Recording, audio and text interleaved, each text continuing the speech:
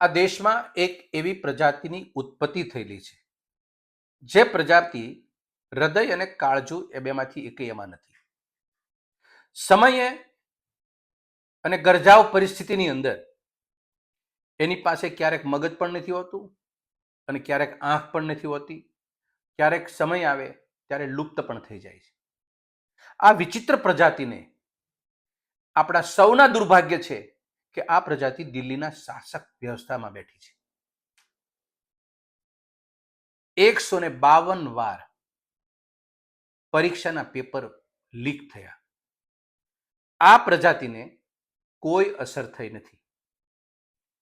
દેશના લોકો અને એના બાલ બચ્ચા દિલ્હીમાં એવું સમજે છે કે મા બાપ બરાબર અમારી સરકાર છે, અમારી પીડા અને પ્રશ્ન સાંભળશે. રજૂઆત કરવા જાય છે, રજૂઆત સાંભળવાની કોઈ માનસિકતા નથી, કારણ કે મેં કીધું એમ મગજ નથી, મેં કીધું એમ હૃદય કે કાળજુ નથી, મેં કીધું એમ ક્યારેક ગુપ્ત થઈ જાય છે. એટલે આ તમામ બાબતને લઈ નથી એના પ્રશ્નો સાંભળવામાં આવતા, નથી એને પીડા સમજવામાં આવતી, નથી એને ઉકેલ આપવામાં આવતો કે નથી કોઈ પગલાં ભરવામાં આવતા. એક પણ બાબત બનતી નથી.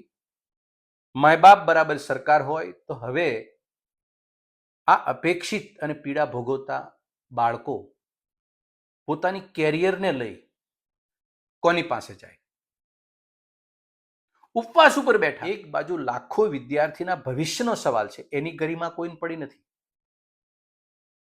પ્રધાનમંત્રીના પદની ગરિમા સચવાવી જોઈએ અને સાચવવામાં જ આવે છે, એ વાત સનાતન સત્ય છે.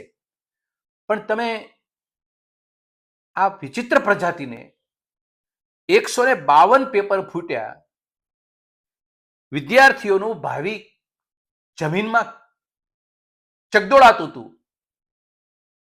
એ દરમિયાન તો કોઈને આમાંથી એવું ન લાગ્યું કે આ વિદ્યાર્થીઓના ભવિષ્યની ચિંતા, એની ગરિમા, એના મા બાપની પરિસ્થિતિ, એને લાખો કરોડ રૂપિયાનો ખર્ચ કર્યો છે, એની સતત પરીક્ષા પેપર ફૂટે છે, અમારી નાકામયાબી છે.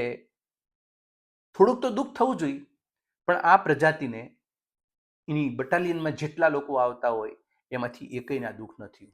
ઉપરાંત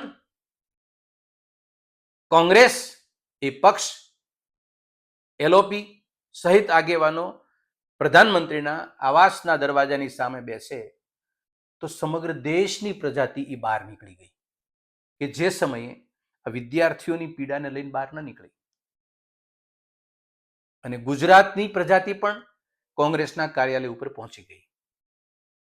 સવાલ એ થાય કે આ પ્રજાતિ એ કોના માટે રાજનીતિ કરે છે? એની સંવેદના એ કાળજુ અને હૃદય કાઢીને જે રાજનીતિ કરે છે, પણ કોના માટે?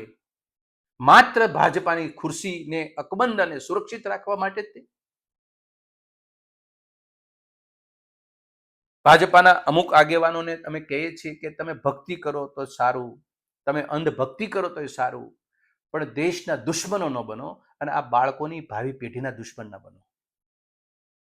આજે ભારતીય જનતા પાર્ટી આ દેશના યુવાધનની દુશ્મન બની ગઈ છે અને આ અવાજ સમગ્ર દેશની અંદર પ્રજ્વલિત થઈ ચૂક્યો છે. અને એ પ્રજાતિને કોઈ પણ ભોગે સત્તા થાને હટાવવા માટે એ યુવાનો મક્કમ છે. સમજદારીનો વિકલ્પ એ છે કે દેશના પ્રધાનમંત્રી, દેશના ગૃહમંત્રી અને દેશના શિક્ષણ મંત્રી પોતાનું રાજીનામું આપે અને દેશને છૂટો મૂકે, આ પ્રજાતિમાંથી મુક્ત કરે. દેશનું તો પણ સરસ મજાનું ભલું થઈ શકે એમ છે. પ્રજાતિને બહાર કરી નાખો તો પણ. આપણે સૌએ પણ આ પ્રજાતિઓથી કેટલા દૂર રહેવું, એનો આ સંકેત એક એક વિદ્યાર્થીને જે ભાઠા પડતા હતા, પગ તૂટતા હતા, હાથ તૂટતા હતા, માથા ફૂટતા હતા, એમાં આપણને દેખાવું જોઈએ આ બીજી આ દેશની આઝાદીનો આ વિકલ્પ છે. અને એ આઝાદી માટે સૌ ગુજરાતીઓએ પાછા ન ઉતરવું જોઈએ અને પ્રજાતિનો ત્યાગ કરવો જોઈએ. આભાર.